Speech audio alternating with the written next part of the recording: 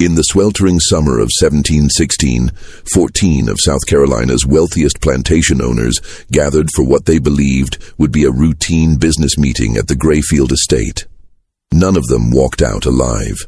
What authorities discovered 3 days later defied explanation. Charred remains arranged in a perfect circle around a massive coal furnace, their hands bound with iron shackles, their mouths stuffed with raw cotton. The only witness was a slave woman named Esperanza de Lima, found sitting calmly in the estate's kitchen, humming a Portuguese lullaby while methodically sharpening kitchen knives. When questioned, she spoke only one phrase in broken English: "Justice burns slower than coal, but burns complete." Colonial records of this incident were sealed by order of Governor Robert Johnson and remained buried in Charleston's archives for over 2 centuries. Tonight, we reveal the terrifying truth behind what became known as the Grayfield Massacre, a story of vengeance so methodical and brutal that it changed how the entire colony viewed their human property. Before we continue with the story of Esperanza de Lima and the night that shook colonial South Carolina to its core, I need you to do something for me. Hit that subscribe button and ring the notification bell, because stories like this one, buried by time and covered up by those in power, deserve to be told. And while you're at it, let me know in the comments what state you're listening from. Are there any dark historical secrets hiding in your own backyard? Now, let's step back to 1716 and discover how a woman who was considered nothing more than property orchestrated one of the most calculated acts of revenge in colonial American history. The story begins not with that horrific night, but 15 years earlier in the bustling port city of Charleston, South Carolina. The year was 1701. And the colony was experiencing unprecedented prosperity built on the backs of enslaved Africans who worked the rice plantations that stretched along the coastal lowlands. Among the most successful planters was Edmund Grayfield, a second-generation colonist whose family had carved out a 3,000-acre empire from the swamplands north of the Ashley River. Grayfield was a man of particular cruelty, even by the harsh standards of his time. Standing over 6 feet tall with pale blue eyes that seemed to look through people rather than at them, he had earned a reputation for breaking slaves both physically and mentally. His plantation, known as Grayfield Estate, was whispered about in the slave quarters throughout the region. It was said that slaves sent there either died within a year or emerged as hollow shells of their former selves. In September of 1701, a Portuguese slave ship called the Santa Maria arrived in Charleston Harbor carrying 180 souls from the coast of Angola. Among them was a young woman, perhaps 20 years old, who would be given the name Esperanza de Lima by her new owner. What made her different from the other slaves was not immediately apparent to the white colonists who inspected her like livestock at the market. She was of average height and build, with intelligent dark eyes and intricate tribal scarification on her shoulders that told the story of her royal lineage, a story that would remain unknown to her captors. What they didn't know was that Esperanza had been the daughter of a powerful village chief, trained from childhood in the arts of strategy, negotiation, and what colonial minds would have dismissed as witchcraft, but was actually a sophisticated understanding of herbs, poisons, and human psychology. She had witnessed the Portuguese raiders burn her village, murder her father, and enslave her people. In her mind, every white face she encountered was connected to that original sin. Edmund Grayfield purchased her for £42, a considerable sum that reflected her apparent health and young age. He had specific plans for his new acquisition. Grayfield's previous house slave, an older woman named Sarah, had recently died under mysterious circumstances, though everyone on the plantation knew she had been beaten to death for spilling wine on his imported English carpet. From her first day at Grayfield Estate, Esperanza began what would become a 15-year campaign of careful observation and meticulous planning. She learned English quickly, but pretended to understand far less than she actually did.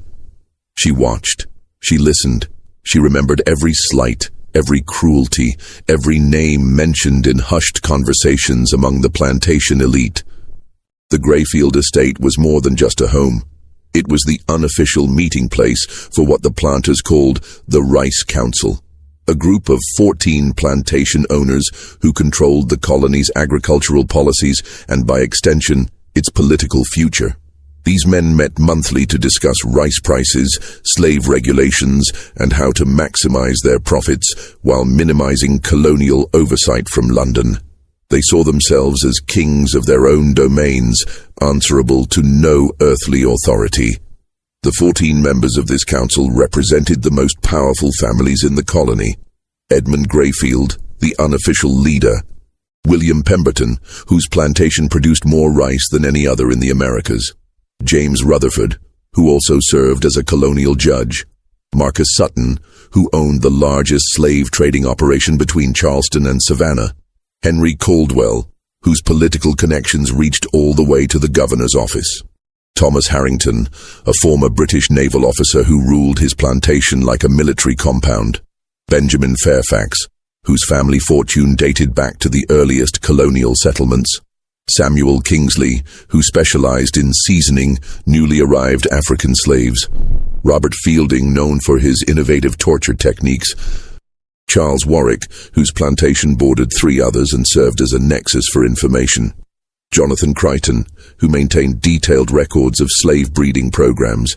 David Norris, whose medical background made him particularly effective at keeping slaves alive just long enough to extract maximum labor. Alexander Hartwell, whose plantation served as a prison for runaway slaves from across the region. And finally, George Baxter, the youngest member at 35, whose enthusiasm for violence had earned him rapid acceptance into this exclusive circle. These were not simply cruel men. They were systematically evil, treating human beings as nothing more than agricultural equipment to be used, repaired, and discarded as economics dictated.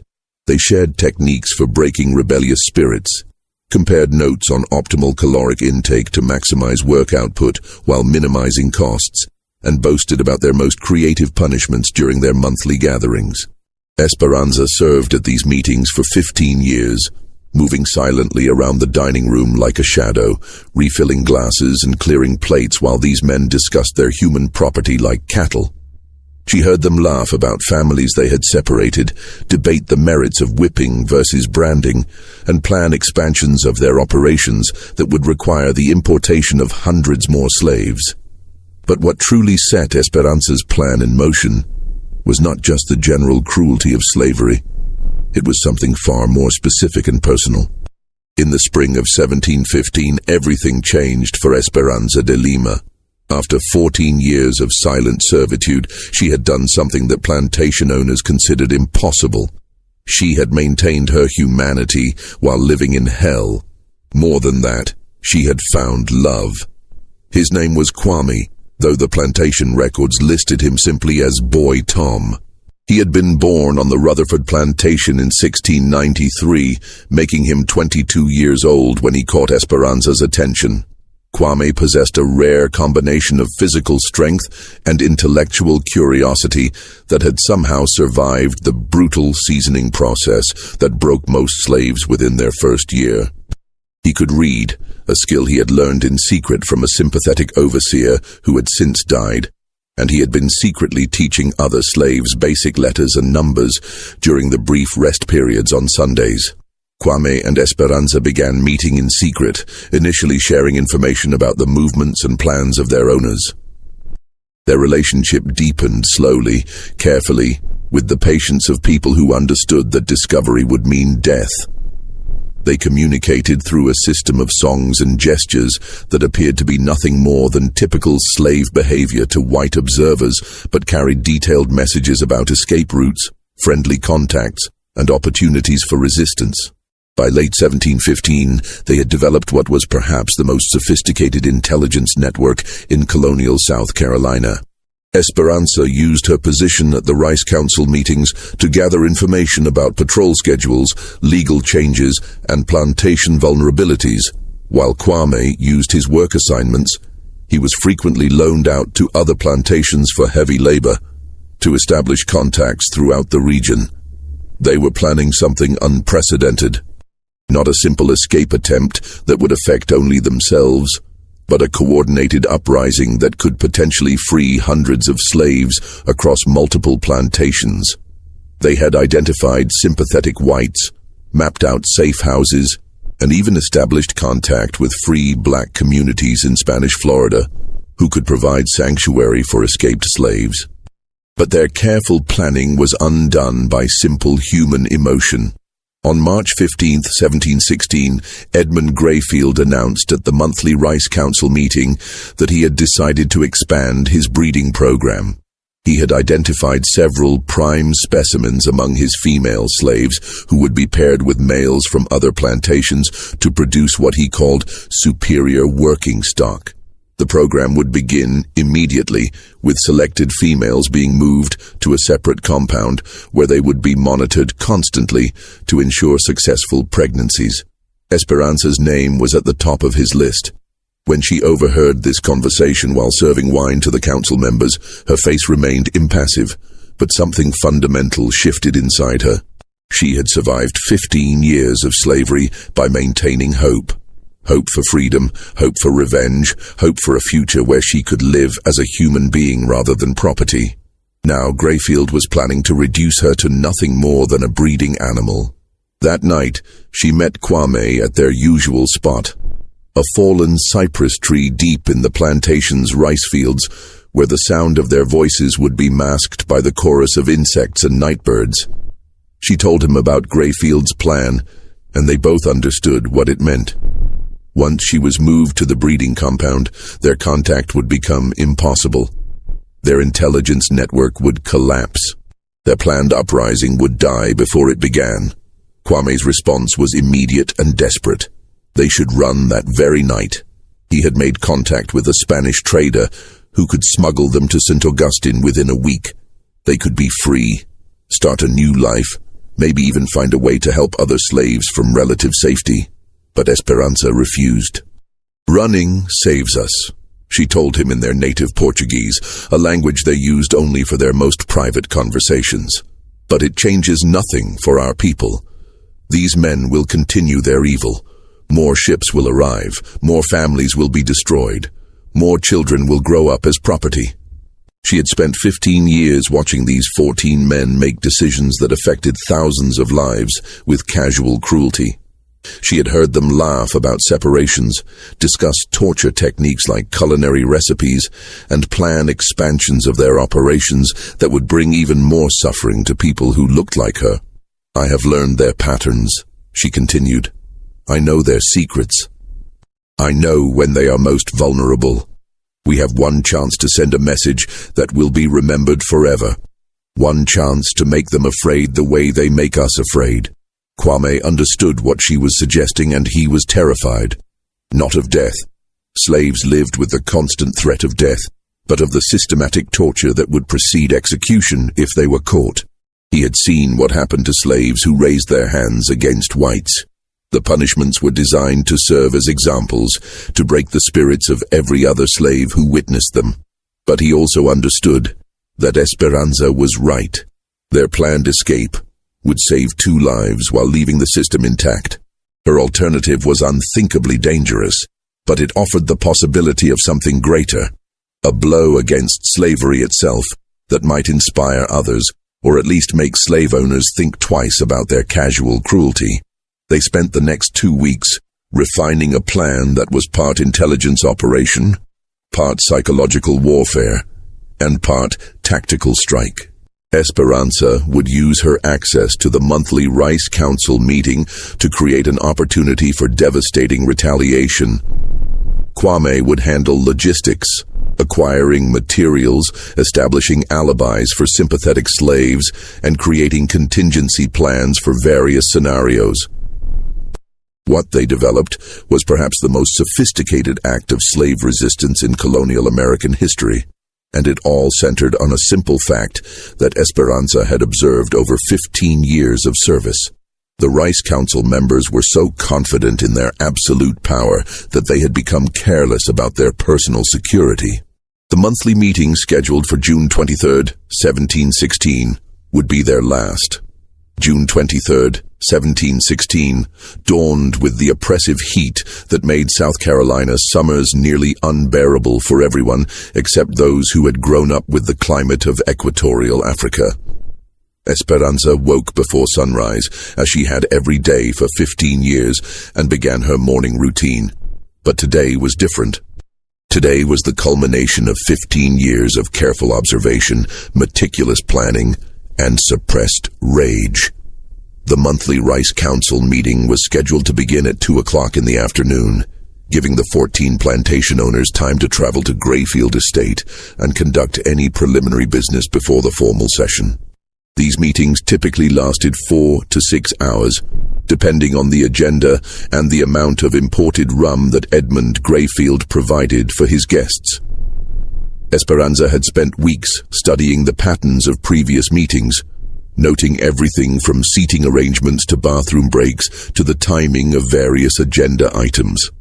She knew that Marcus Sutton always arrived early to conduct private business with Grayfield. She knew that Benjamin Fairfax had a weak bladder and would excuse himself approximately every 90 minutes. She knew that the discussion of rice prices always happened before dinner was served, while conversations about slave management typically occurred afterward when the rum had loosened their tongues. Most importantly, she knew about the coal furnace. Grayfield Estate had been built in 1695, with a massive kitchen designed to feed not only the main house, but also the various overseers, craftsmen, and domestic slaves who lived on the property. The centerpiece of this kitchen was an enormous coal-burning furnace that had been imported from Britain at considerable expense. Unlike the wood-burning fireplaces found in most colonial homes, this furnace could maintain extremely high temperatures for extended periods, making it ideal for large-scale cooking operations. The furnace stood nearly 8 feet tall and 4 feet square, built of imported fire brick and surrounded by iron fixtures for hanging pots, supporting spits, and regulating airflow. When fully stoked with coal, it could reach temperatures exceeding 2,000 degrees Fahrenheit, hot enough to melt copper and silver. Grayfield took enormous pride in this furnace, often showing it to visitors as an example of his prosperity and sophistication. What Grayfield didn't know was that Esperanza had been secretly studying the furnace's operation for months, learning how to control its temperature, how to maintain maximum heat for extended periods, and how to manipulate its airflow to create specific conditions. She had also been gradually stockpiling coal in a storage room adjacent to the kitchen, telling the overseers that Mr. Grayfield had ordered extra fuel for a planned expansion of cooking operations. 3 days before the meeting, Esperanza received devastating news that solidified her resolve beyond any possibility of doubt. Kwame had been sold. James Rutherford had decided that his plantation needed additional field hands for an expansion project, and he had convinced Grayfield to sell him Boy Tom for £60 sterling. The transaction would be completed immediately after the Rice Council meeting, with Kwame being transferred to the Rutherford plantation the following morning. When Esperanza learned of this sale, she understood that her window of opportunity was closing forever. In 3 days, she would lose the man she loved, be forced into a breeding program that would destroy her spirit, and watch helplessly as the Rice Council continued its systematic brutalization of her people. The time for patience had ended. That evening, she met Kwame for what they both knew would be the last time. They spoke in whispers beside the fallen cypress tree, sharing 15 years of memories compressed into a few precious hours. Kwame begged her one final time to abandon her plan and run away with him that very night. There was still time to escape to Spanish Florida, still time to build a life together away from the horror of plantation slavery. But Esperanza's mind was made up. "These men believe they are gods," she told him. "They believe they can do anything to us without consequence. Tomorrow I will show them they are wrong. I will show them that we are human beings, not animals, and that human beings fight back when pushed beyond endurance." Kwame understood that arguing was useless. He had known Esperanza for less than 2 years, but he had learned to recognize the steel in her voice when her mind was completely made up. Instead, he spent their remaining time together, helping her refine the final details of her plan. The next morning, June 22nd, Esperanza began her final preparations. She started by conducting a thorough inventory of the kitchen and adjoining storage areas, identifying every tool, ingredient, and material that might be useful. She paid particular attention to the iron shackles and chains that were stored in the kitchen's pantry, devices typically used for restraining slaves during punishment, but kept readily available throughout the plantation. She also made careful note of the kitchen's layout and the movement patterns of other domestic slaves throughout the day. The success of her plan would depend partly on ensuring that innocent slaves were not present when events unfolded, and partly on maintaining the appearance of normal operations until the critical moment arrived. Most importantly, she began preparing the coal furnace. Starting at dawn, she began feeding coal into the furnace at carefully timed intervals, gradually increasing the internal temperature while maintaining the appearance of routine cooking preparations. By late morning, the furnace was approaching peak operating temperature, ready to maintain maximum heat for several hours. The other domestic slaves noticed nothing unusual about Esperanza's behavior.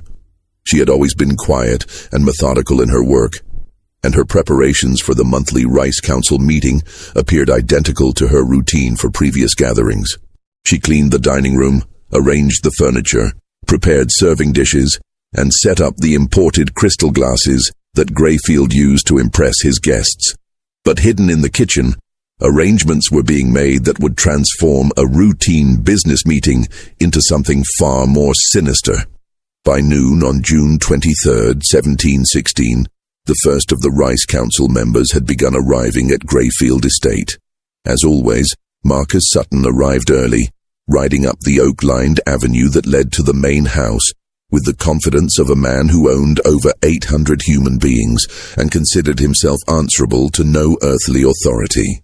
Esperanza watched from the kitchen window as Sutton dismounted his horse and handed the reins to a stable slave. At 53 years old, Sutton was one of the older members of the Rice Council, and his body showed the effects of decades of rich living. He was heavily built, with thinning grey hair and the red-faced complexion of a man who drank more imported rum than was strictly healthy. But his eyes remained sharp and calculating, the eyes of someone who had built his fortune by viewing human beings as commodities to be bought, sold, and exploited with maximum efficiency. Sutton's plantation specialized in what was euphemistically called seasoning, the brutal process of breaking newly arrived African slaves and teaching them to accept their condition as permanent and inescapable. Slaves who proved particularly resistant to seasoning were often sold to Sutton, who had developed increasingly creative methods for destroying their will to resist.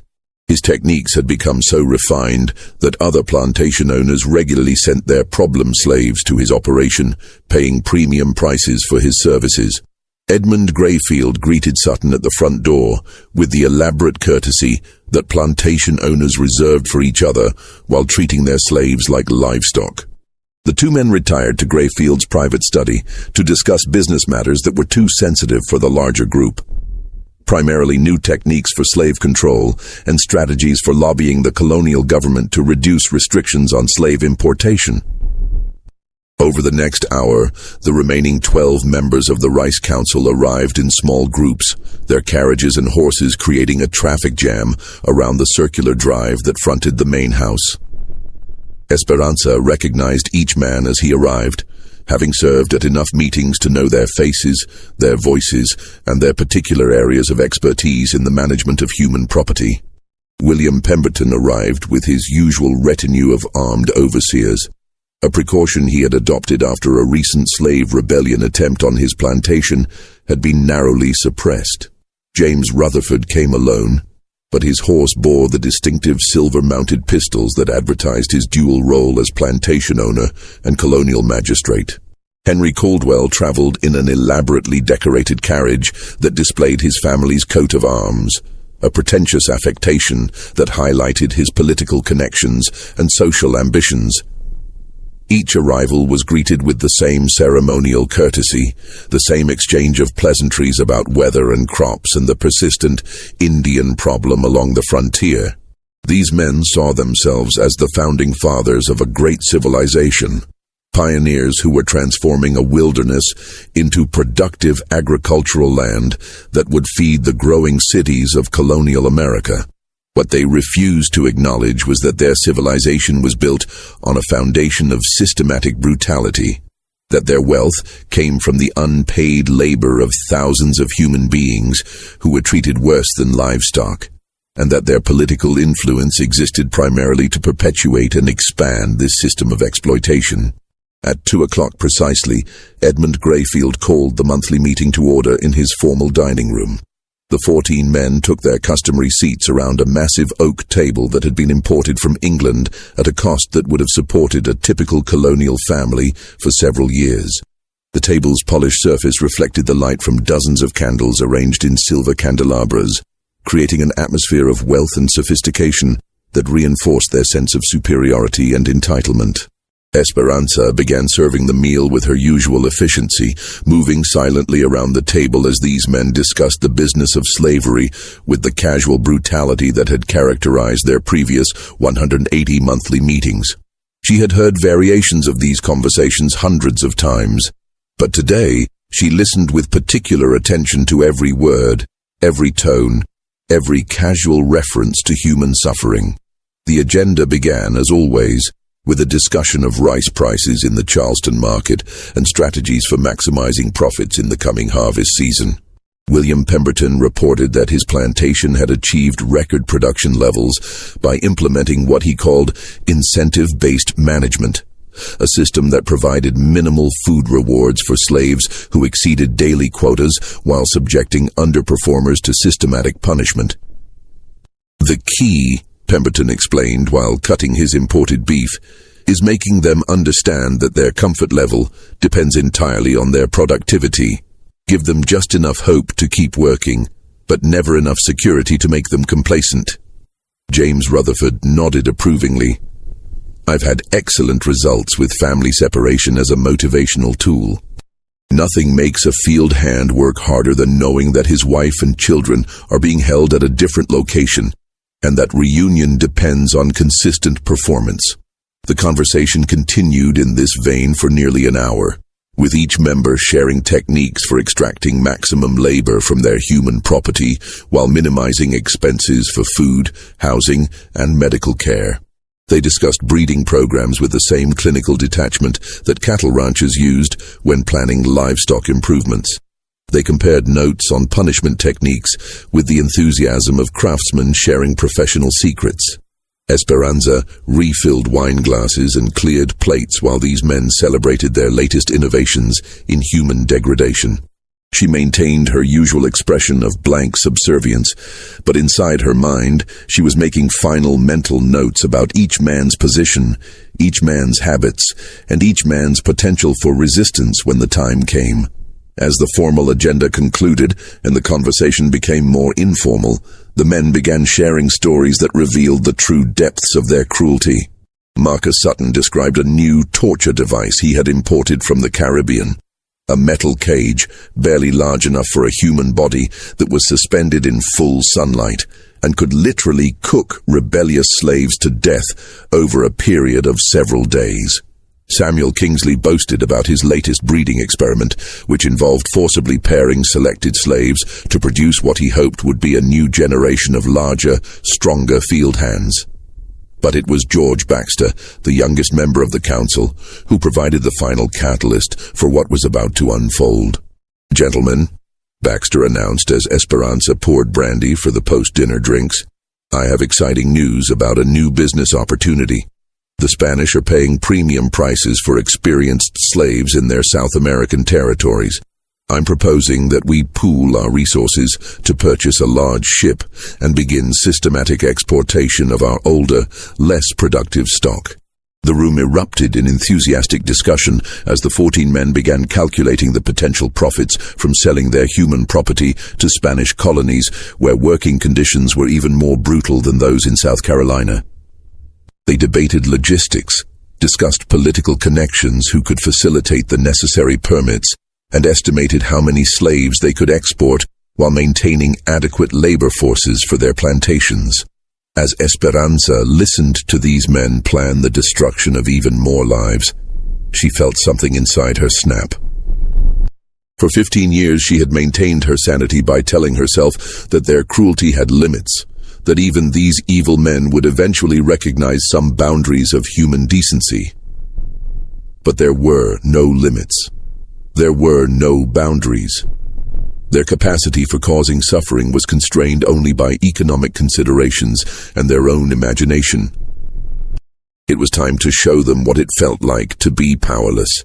At exactly 9:47 p.m., according to the imported German clock that stood in Greyfield's dining room, Esperanza de Lima made her move. The 14 members of the Rice Council had finished their formal business and settled into the comfortable after-dinner conversation that typically concluded their monthly meetings. The room was warm with body heat and candlelight, filled with the smell of imported tobacco and expensive brandy. Most of the men had loosened their formal attire and adopted the relaxed posture of people who believed themselves completely secure in their dominance. They were discussing Samuel Kingsley's proposal to establish a formal breeding registry that would track bloodlines across all their plantations, creating what they envisioned as a superior class of slaves specifically bred for intelligence, strength, and docility. The conversation had become technical, almost academic, as they debated genetic principles with the same detached interest they might bring to discussions of crop rotation or soil improvement.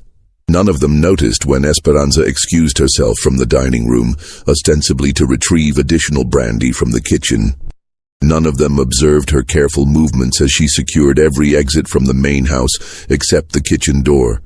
None of them realized that she had been gradually increasing the coal furnace's temperature throughout the evening, bringing it to a heat level that would have been dangerous even for cooking purposes. Her plan was elegant in its simplicity and terrifying in its implications. Over the previous several days, she had used her access to the estate's storage areas to position iron shackles and chains at strategic locations throughout the house.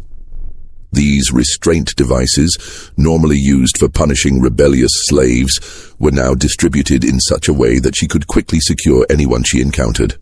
She had also prepared a special mixture based on knowledge passed down from her grandmother, a combination of local herbs that could render someone unconscious within minutes if absorbed through food or drink.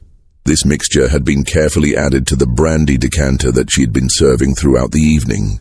As the Rice Council members continued their discussion of human breeding programs, the first effects of Esperanza's preparation began to manifest. George Baxter, who had consumed more brandy than the others, began to feel dizzy and disoriented. He attributed this to the heat and alcohol, but within minutes he was slumping in his chair, struggling to maintain consciousness. One by one, the other council members began experiencing similar symptoms. William Pemberton complained of sudden nausea. James Rutherford found himself unable to focus his eyes. Marcus Sutton's hands began trembling uncontrollably. Edmund Greyfield was the first to realize that something was seriously wrong. "Gentlemen," he said, his voice already slurring slightly, "I believe we may have been... someone has..." But before he could complete the thought, his legs gave way and he collapsed onto the imported Persian carpet that had cost him more than most colonists earned in a year. Within 20 minutes, all 14 members of the Rice Council were unconscious. Esperanza worked with methodical efficiency, using rope and iron shackles to secure each man's hands and feet. The restraints she applied were the same devices that had been used to bind thousands of slaves over the years, devices designed to cause pain and prevent escape while keeping the victim alive and functional. She took particular care to ensure that each binding was tight enough to cause considerable discomfort, but not so restrictive as to cut off circulation entirely. She had no intention of allowing these men to escape through the mercy of quick death. As she worked, she spoke to each unconscious man in Portuguese, Spanish, and broken English, sometimes explaining what she was doing, sometimes recounting specific instances of cruelty she had witnessed. sometimes simply expressing the rage that had been building inside her for 15 years. "You sell my qualm like he is cow," she whispered to James Rutherford as she secured iron shackles around his ankles. "You buy and sell people like they are nothing. Tonight you learn what it feels like to be nothing." To Marcus Sutton, she said, "You break spirits. You teach people to stop being human. Tonight I teach you what broken spirit feels like." To Edmund Grayfield, her voice carried 15 years of suppressed hatred. "You own me. You think you can do whatever you want to me. You think I am animal. Tonight you see what animals do when they have no choice left." Once all 14 men were securely restrained, Esperanza began the most labor-intensive part of her plan. One by one, she dragged each unconscious body from the dining room through the house to the kitchen. This process took nearly 3 hours, as each man weighed considerably more than she did, and she had to move carefully to avoid making noise that might alert other slaves or overseers who might still be awake. By 2 a.m., all 14 members of the Rice Council were arranged in a circle around the massive coal furnace, their feet pointing toward the center, their hands secured behind their backs with iron shackles, their mouths stuffed with raw cotton to prevent them from calling for help when they regained consciousness. The furnace itself had been stoked to maximum temperature and was radiating heat that made the kitchen nearly unbearable even for someone who wasn't restrained. Esperanza had calculated that the combination of extreme heat, dehydration, and restricted movement would create a form of prolonged torture that would give these men time to contemplate their fate while slowly dying in agony.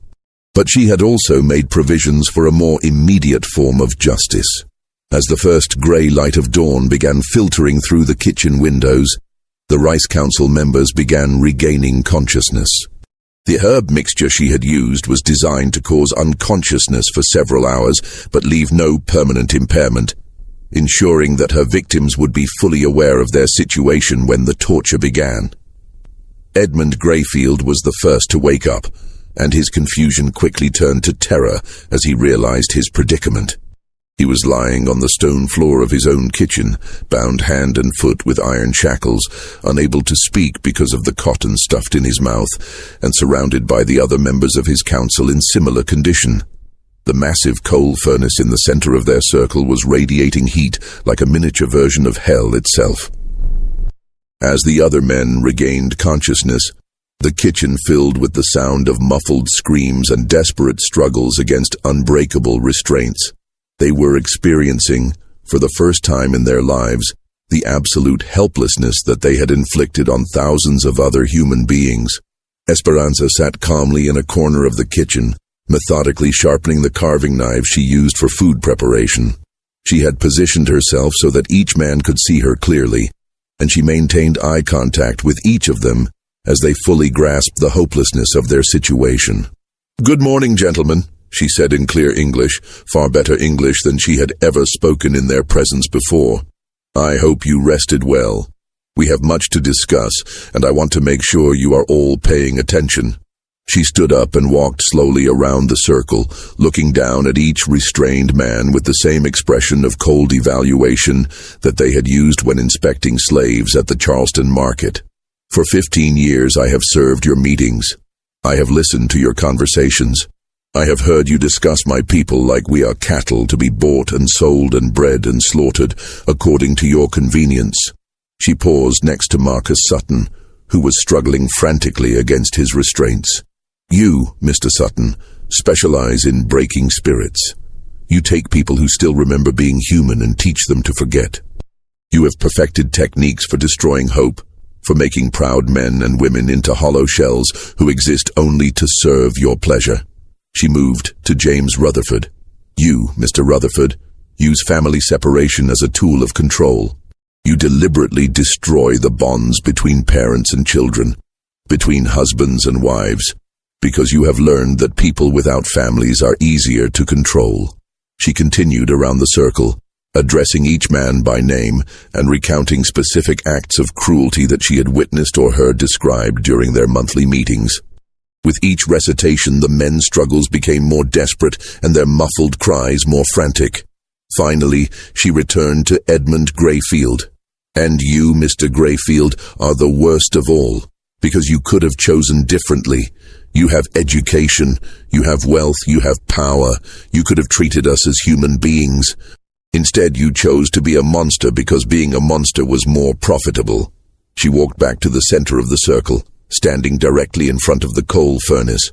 Today, you are going to experience what it feels like to be powerless.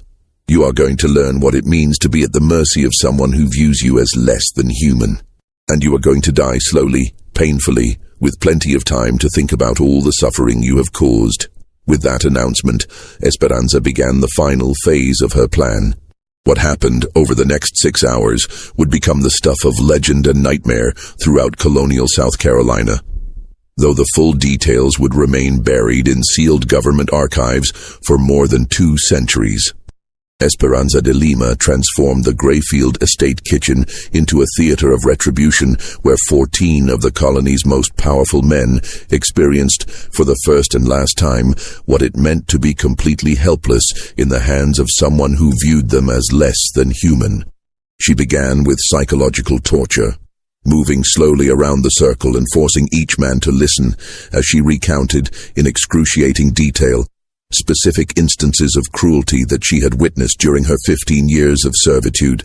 She described children torn from their mothers' arms, husbands separated from wives, proud men reduced to broken shells through systematic brutalization. She spoke in the calm, measured tone that these men typically used when discussing the management of their human property. "Mr. Pemberton," she said, kneeling beside the terrified plantation owner, "do you remember the woman named Asha? She was pregnant when you bought her in 1714. You worked her in the rice fields until the day she went into labor, then sold her baby to a trader from Georgia before she even recovered from childbirth. She cried for 3 days straight. You told your overseer to whip her for excessive noise that was disturbing your sleep." Pemberton's eyes widened with terror as he recognized the incident. Like most plantation owners, he had committed so many acts of casual cruelty that individual cases blended together in his memory. But Esperanza had remembered every detail, every name, every act of systematic dehumanization that she had witnessed. She moved to Charles Warwick. "You enjoy watching punishments, Mr. Warwick. You attend whippings like other men attend horse races. Last spring, you paid Mr. Greyfield $5 to let you personally administer 50 lashes to a man who had tried to run away. You took your time, spacing the stroke so he would remain conscious for the entire punishment. You smiled the whole time." The heat from the coal furnace was becoming unbearable. Sweat poured down the faces of the restrained men, mixing with tears of terror and creating dark stains on their expensive imported clothing. Several of them had already begun showing signs of heat exhaustion, rapid breathing, flushed skin, and the glazed look that preceded collapse. But Esperanza was not finished with the psychological portion of her retribution. She retrieved a leather-bound ledger from Edmund Greyfield's study, the same book where he recorded the purchase, sale, and breeding of his human property. Opening it to a random page, she began reading entries aloud in the flat, emotionless tone that plantation owners used when discussing business transactions. April 12, 1715. Sold boy named Caesar, age 14, to Rutherford Plantation for breeding purposes. £45 sterling. Note: mother became unmanageable after separation. Recommend immediate sale or disposal. She turned the page. June 3, 1715. Female named Rebecca died in childbirth. Child survived. Estimated loss, £20 sterling. Note: implement better nutrition program for breeding females to reduce mortality rates. Page after page, she read the clinical documentation of human suffering, families destroyed, children sold, men and women reduced to monetary calculations in a businessman's ledger. Each entry represented someone's life, someone's family, someone's dreams crushed under the weight of systematic exploitation. The psychological torture continued for 2 hours, with Esperanza forcing each man to confront the full scope of his crimes against humanity. She had an extraordinary memory for detail, enhanced by 15 years of careful attention to their conversations. She could recall specific dates, individual names, particular acts of cruelty that each man had committed or ordered. But as the morning sun climbed higher and the temperature in the kitchen approached 120 degrees Fahrenheit, she moved to the next phase of her plan. From the kitchen storage area, she retrieved several long iron rods, tools typically used for stoking the coal furnace and manipulating heavy cookware. She placed these rods directly into the furnace's flames, where they quickly heated to cherry-red temperatures that would cause excruciating burns on contact with human flesh. "Gentlemen," she announced, "you have spent years perfecting techniques for causing pain without causing immediate death. You have learned how to torture people for maximum effect while keeping them alive and functional. Today, I will demonstrate that your students have been paying attention." She withdrew the first iron rod from the furnace. The metal glowed like a piece of captured sunlight, radiating heat that could be felt from several feet away. Moving to Edmund Grayfield, she held the rod close enough to his face that he could feel the intense heat without making contact. "This is for every slave you have branded like cattle," she said calmly. "This is for every human being you have marked as your property."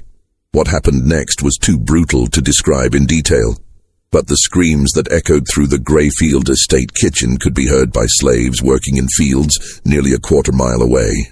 The sound was unlike anything they had ever heard before.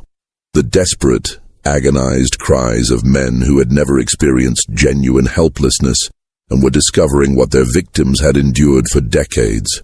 Esperanza worked methodically, applying the heated iron to each man in turn, targeting non-fatal areas that would cause maximum pain while ensuring that her victims remained conscious and aware. She had learned from observing their own torture techniques, understanding exactly how much damage the human body could sustain while still maintaining the capacity for suffering. Between applications of the heated iron, she continued her psychological assault, describing in detail how each man's plantation would be inherited by relatives who might or might not continue their cruel practices. She talked about their children, wondering aloud whether the next generation would prove as evil as their fathers or might develop some capacity for human compassion. "Your son, William," she said to Marcus Sutton as he writhed in agony. "He is only 16 years old. Maybe there is still time for him to become a better man than his father. Maybe when he learns what happened to you, he will decide that treating people as property is too dangerous."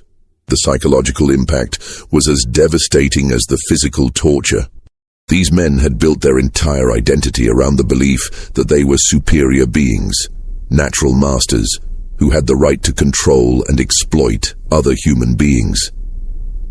Esperanza was systematically destroying that identity, forcing them to experience themselves as victims, as objects to be manipulated by someone else's will.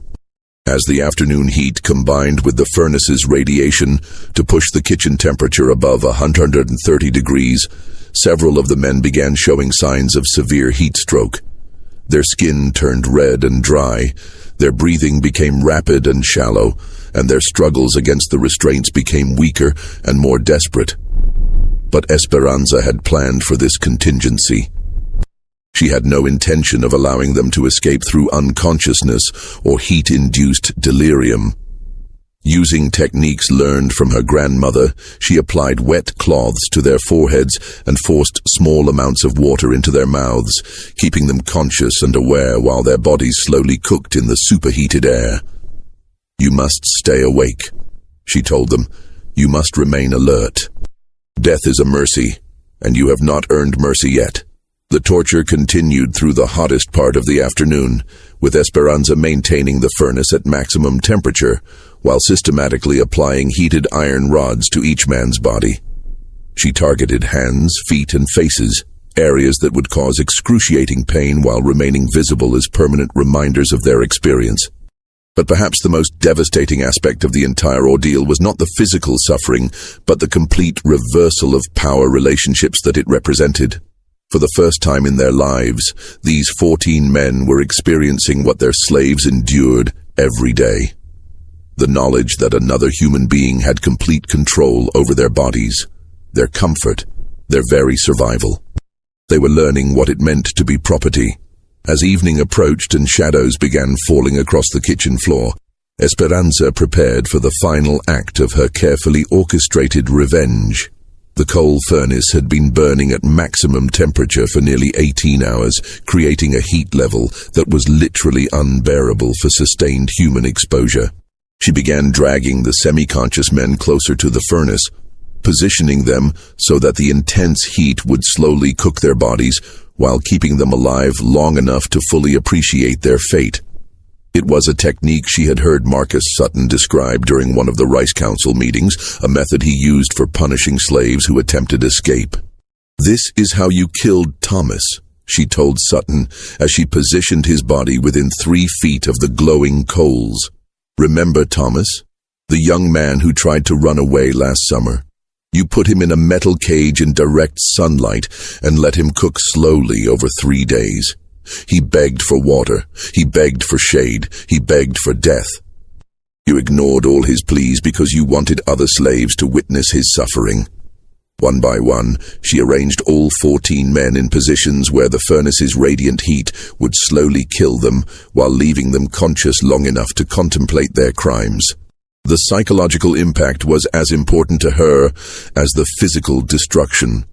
She wanted them to understand, with perfect clarity, that they were dying because of choices they had made, actions they had taken, and lives they had destroyed.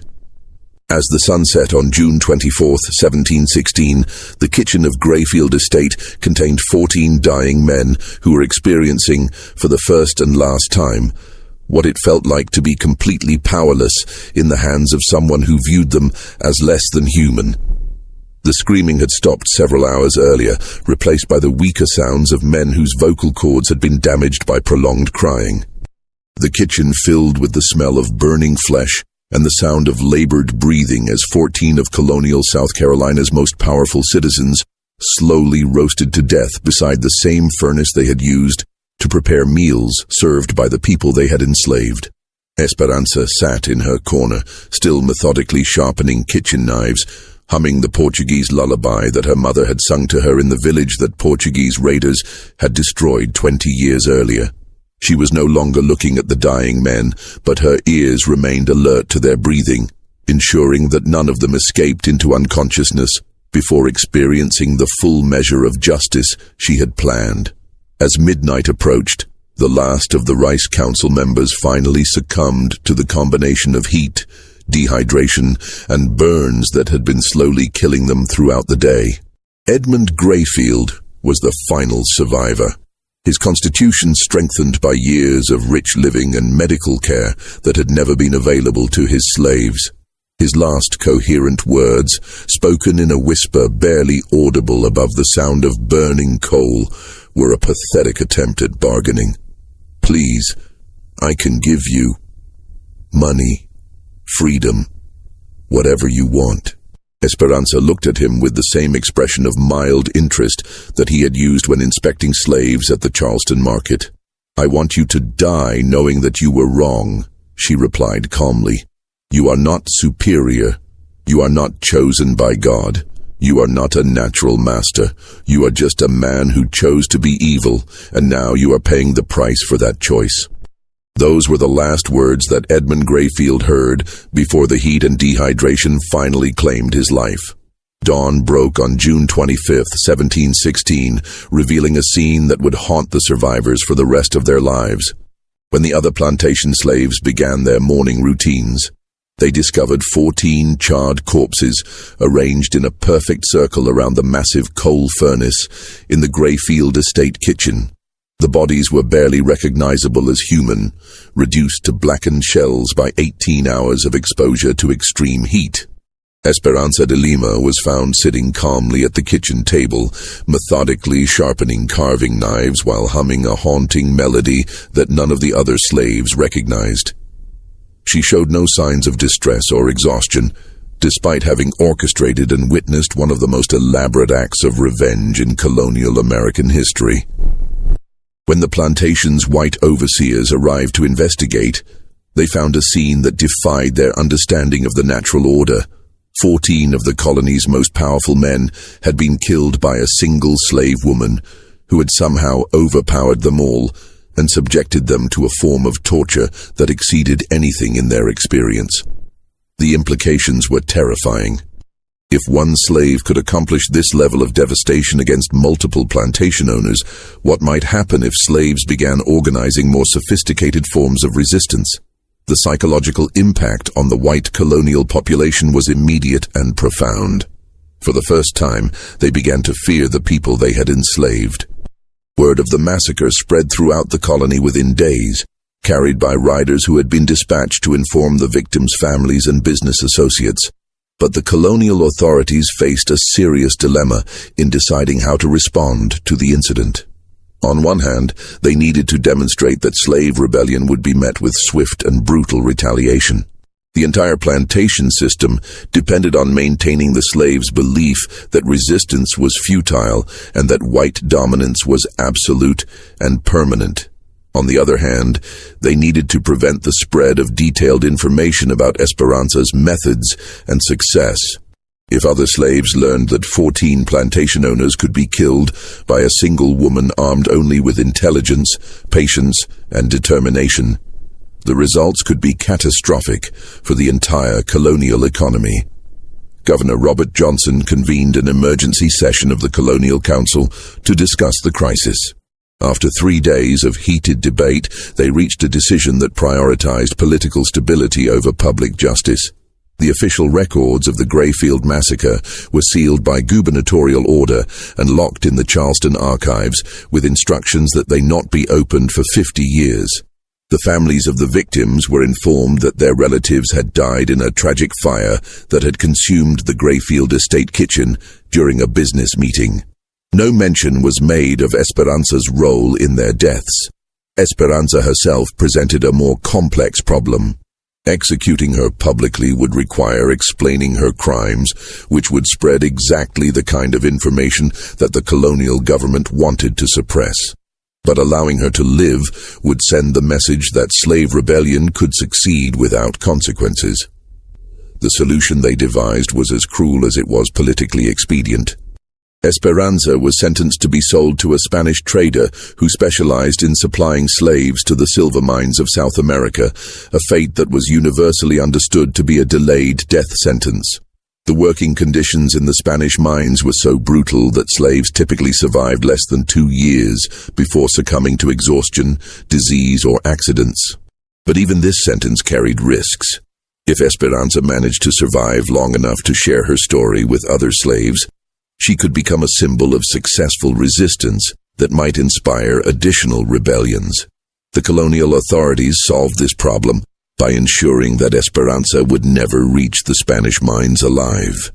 On July 15, 1716, exactly 3 weeks after the Grayfield massacre, Esperanza de Lima was loaded onto a Spanish trading vessel called the Santa Isabella that was bound for Cartagena. The ship's captain had been secretly instructed to ensure that she did not survive the voyage, but to make her death appear accidental. The Santa Isabella departed Charleston Harbor on the evening tide, carrying 43 other slaves along with Esperanza. According to the ship's official log, she died of fever on the 3rd day of the voyage and was buried at sea according to standard maritime practice. But there were rumors. Some of the surviving slaves from the Grayfield estate claimed that Esperanza had spoken of contingency plans, of allies in the Spanish territories who would help her escape if she could survive the ocean voyage. Others whispered that she had been seen speaking with free black sailors in Charleston Harbor, possibly arranging for assistance during the trip. Most significantly, several slaves reported that Esperanza had spent her final weeks at the estate teaching other domestic workers about herbs, about anatomy, about the weaknesses of their masters, and the vulnerabilities of the plantation system. "Justice burns slower than coal," she had told them, "but burns complete. The fire I started will spread to other kitchens, other plantations, other masters who think they are safe." Whether these rumors contained any truth was impossible to determine. The colonial authorities had moved quickly to disperse the surviving slaves from Grayfield Estate, selling them to plantations throughout the region to prevent any coordination of their stories or their activities. But the psychological damage was already done. In the months following the Grayfield massacre, a wave of unrest swept through the slave communities of South Carolina. There were no additional mass killings like Esperanza's methodical execution of the Rice Council members, but plantation owners began reporting an unprecedented series of smaller incidents that suggested coordinated resistance. Kitchen fires destroyed several plantation houses under suspicious circumstances. Valuable livestock died mysteriously after consuming feed that may have been poisoned. White overseers suffered unusual accidents at precisely the moments when they were most vulnerable. Tools and weapons disappeared from storage areas, only to be found days later in locations that suggested slave involvement. Most disturbing to the colonial authorities, slaves began demonstrating knowledge of their owners' personal habits, business arrangements, and family relationships that went far beyond what their duties should have provided. It was as if an intelligence network had developed throughout the plantation system, with information flowing freely between properties that had previously been isolated from each other. The psychological impact on the white colonial population was profound and lasting. Plantation owners who had previously moved through their properties with casual confidence now traveled with armed escorts and avoided predictable routines. The monthly meetings that had been a cornerstone of the Rice Council's coordination were suspended indefinitely, as no one wanted to gather in large groups that might present attractive targets for revenge. Some plantation owners began modifying their treatment of slaves, not out of moral awakening, but from practical fear. If slaves were capable of the kind of sophisticated planning and execution that Esperanza had demonstrated, then maintaining their loyalty through slightly better treatment might be a wise investment in personal security. But other owners moved in the opposite direction, implementing even harsher controls and punishments in an attempt to terrorize their slaves into submission. These plantations experienced higher rates of escape attempts, work slowdowns, and mysterious accidents that suggested their strategies were backfiring. The colonial government responded by implementing new laws that restricted slave movement, prohibited gatherings of more than 3 slaves without white supervision, and mandated harsh penalties for any slave caught with weapons or tools that could be used as weapons. But these laws were difficult to enforce across the scattered plantation system, and they may have actually encouraged more sophisticated forms of resistance by driving slave organization underground. Perhaps most significantly, the story of Esperanza de Lima began circulating through the network of free black communities, underground railroad stations, and sympathetic white abolitionists who were beginning to organize opposition to slavery. Her name became a symbol of resistance that inspired other acts of rebellion throughout the American colonies. Historians would later debate whether the Grayfield massacre represented an isolated incident of individual revenge or the beginning of a more systematic form of slave resistance that contributed to the eventual collapse of the plantation system. The sealed colonial records made definitive analysis impossible, but the circumstantial evidence suggested that Esperanza's actions had inspired copycat incidents throughout the South. In 1739, 23 years after the Grayfield massacre, the Stono Rebellion erupted in South Carolina, the largest slave uprising in colonial American history. While the specific connections to Esperanza's actions could not be proven, some of the rebellion's leaders were slaves who had worked on plantations that were connected to the original Rice Council network. The rebellion was eventually suppressed, but it demonstrated that the psychological impact of the Grayfield massacre had not faded with time. Slaves throughout the region had learned that their masters were not invulnerable, that careful planning could overcome superior numbers and weapons, and that acts of resistance could succeed even against seemingly impossible odds. As the years passed and the American Revolution transformed the political landscape of the colonies, the story of Esperanza de Lima became part of the oral tradition that sustained slave communities through their darkest hours.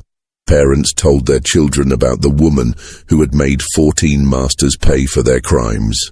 Young slaves learned that resistance was possible, that intelligence and patience could be more powerful than physical strength, and that justice might be delayed but would eventually arrive. The sealed records in Charleston's archives remained unopened for exactly 50 years as Governor Johnson had ordered.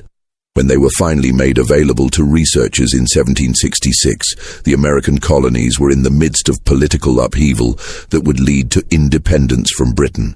The story of the Grayfield Massacre was overshadowed by larger historical events, but it contributed to a growing awareness that the institution of slavery contained the seeds of its own destruction.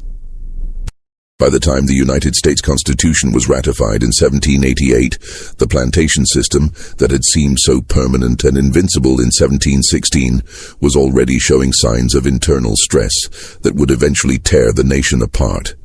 The psychological impact of knowing that slaves could organize, plan, and execute sophisticated acts of resistance had fundamentally changed the relationship between master and slave. The masters were no longer confident in their absolute power. The slaves were no longer convinced of their absolute powerlessness. And in that shift of psychological balance lay the beginning of the end of American slavery. In the years that followed the Grayfield Massacre, whispers of the truth began to emerge from the most unexpected sources. A Spanish ship's clerk, writing in his private journal during a voyage to Cartagena in late 1716, recorded an extraordinary conversation with a Portuguese-speaking woman who had been secretly transferred from the Santa Isabella during a supply stop in Havana. According to the clerk's account, this woman spoke with remarkable intelligence about the plantation system in South Carolina, describing in precise detail the weaknesses and vulnerabilities of individual plantation owners throughout the colony. She claimed to have orchestrated what she called the first lesson, but suggested that it would not be the last. The fire that began in one kitchen, she reportedly told the clerk, will spread to many kitchens. The lessons I learned from watching masters at their evil work are now being taught to new students. Oh, whether this woman was truly Esperanza de Lima could never be confirmed, but colonial records from Spanish Florida began documenting the arrival of unusually well-informed escaped slaves who possessed detailed knowledge of plantation operations throughout the British territories. These refugees seemed to have access to an intelligence network that extended far beyond what individual escapees should have known. More disturbing to the colonial authorities, reports began filtering back from Spanish territories describing communities of former slaves who were actively supporting escape attempts and resistance activities in the British colonies. Letters intercepted by colonial officials contained detailed instructions for identifying sympathetic contacts, avoiding patrol routes, and exploiting the psychological vulnerabilities of plantation owners who had grown careless in their confidence. By 1720, just 4 years after the Grayfield Massacre, the colonial government was forced to acknowledge that slave resistance had evolved beyond individual escape attempts into something approaching organized warfare. Plantation owners throughout South Carolina began reporting coordinated incidents that suggested systematic planning and intelligence gathering. Kitchen fires destroyed several plantation houses under circumstances that defied natural explanation. Valuable livestock died mysteriously after consuming feed that appeared to have been deliberately poisoned. White overseers suffered fatal accidents at moments when they were most isolated and vulnerable. Most unsettling of all, slaves began demonstrating knowledge of their masters' personal habits, business relationships, and family secrets that went far beyond what their assigned duties should have revealed. It was as if an invisible network had developed throughout the plantation system, with information flowing freely between properties that had previously been isolated from each other. The psychological transformation was profound and lasting. Plantation owners who had moved through their properties with casual arrogance now traveled with armed escorts and avoided predictable routines. The monthly gatherings that had been central to the Rice Council's coordination were permanently suspended, as no one wanted to present an attractive target for coordinated revenge. Some masters began modifying their treatment of slaves, not from moral awakening, but from practical terror. If their human property was capable of the sophisticated planning and execution that had destroyed the Rice Council, then maintaining loyalty through slightly better conditions might be a wise investment in personal survival. But other plantation owners responded with increased brutality, implementing harsher punishments and more restrictive controls in desperate attempts to terrorize their slaves into absolute submission. These plantations experienced higher rates of mysterious accidents, work slowdowns, and escape attempts that suggested their strategies were having the opposite effect. The colonial government imposed new laws restricting slave movement, prohibiting gatherings, and mandating severe penalties for any slave found with potential weapons. But these regulations were difficult to enforce across the scattered plantation system, and they may have actually encouraged more sophisticated forms of underground organization. As the decades passed, the story of Esperanza de Lima became woven into the fabric of slave resistance throughout the American colonies.